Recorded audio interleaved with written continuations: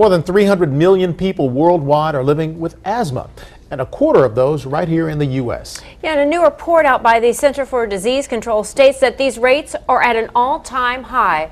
Dr. Poonam Alaigh is our medical expert here now to discuss this growing problem. Good to have you back. Yeah, nice to be here. So we had talked about asthma rising amongst children. Is this now a problem amongst all age groups?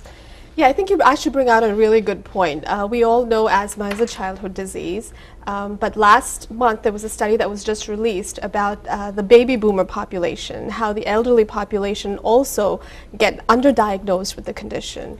And as a result of it, it becomes a serious disease because the mortality rate for the elderly once they get hospitalized is 14 times higher than the rest of the population. Is this something that they've always had, or is this something that is triggered by an external component?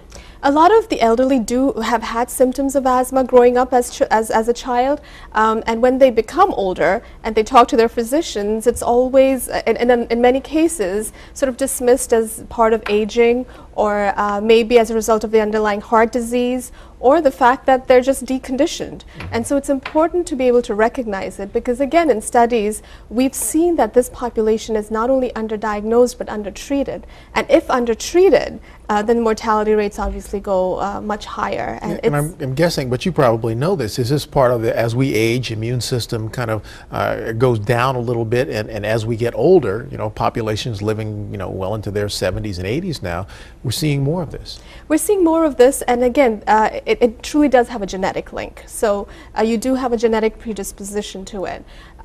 Now, certain susceptible individuals do get asthma and certain don't, and a lot of that is as a result of environmental factors. So the common allergens that hit you when you have allergic, allergies and seasonal, changes, those things are the same triggers. In addition, secondhand smoke is an important trigger. Having infections like a URI, upper respiratory tract infection, the flu, pneumonia, all these things trigger your asthmatic attack too. So it's important that this population understand and know their symptoms, know their triggers, and at the same time work with physicians to develop an action plan, an asthma action plan, so that they do understand what the risk factors are, where they are in the spectrum of disease. So you could have a mild disease, you can have moderate disease or severe disease, and based on that, you can go into the spectrum back and forth. So it's important to... You mentioned the triggers. What are the symptoms, which I'm sure can be easily confused with a common cold? Yeah, absolutely. So typically what happens in asthma, it's a chronic condition of the respiratory tract. And patients, when they have asthma, and it is a chronic condition, you have chest tightness, you have coughing, you have shortness of breath, and you have wheezing.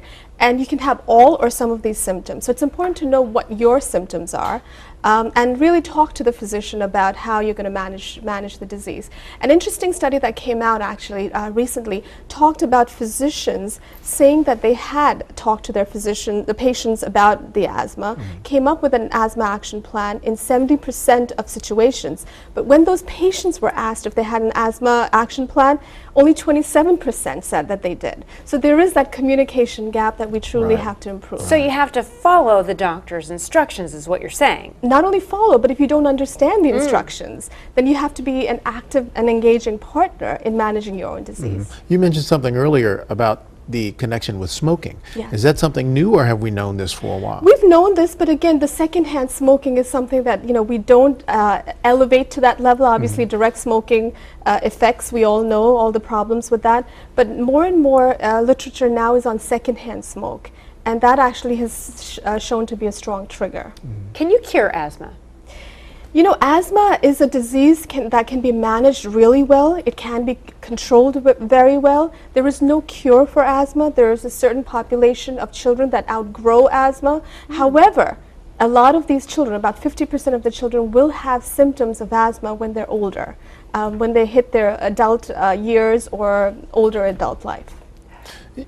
Does asthma actually trigger anything else, or is it just does it exist on its own, or is it one of those ailments that can trigger other things? Well, asthma is a lot of times associated with other allergies. So you have seasonal allergies, some dermatitis type diseases. So yes, it's sort of a spectrum. You don't have to have all these different entities hit you, but yeah, there is a concomitant increase in certain conditions as a result of asthma. The more important thing is that if asthma is not treated, it results in restrictive lung disease. It results in scarring. It affects not only your quality of life, but lung function at the same time. So it's important to manage asthma, control asthma, and if you do, there is nothing that stops you. You can be what you're meant to be and live an optimal life. And of course, we want to mention this is Asthma Awareness Month. Good time for folks to take stock of those trigger things you talked about. Yes, absolutely.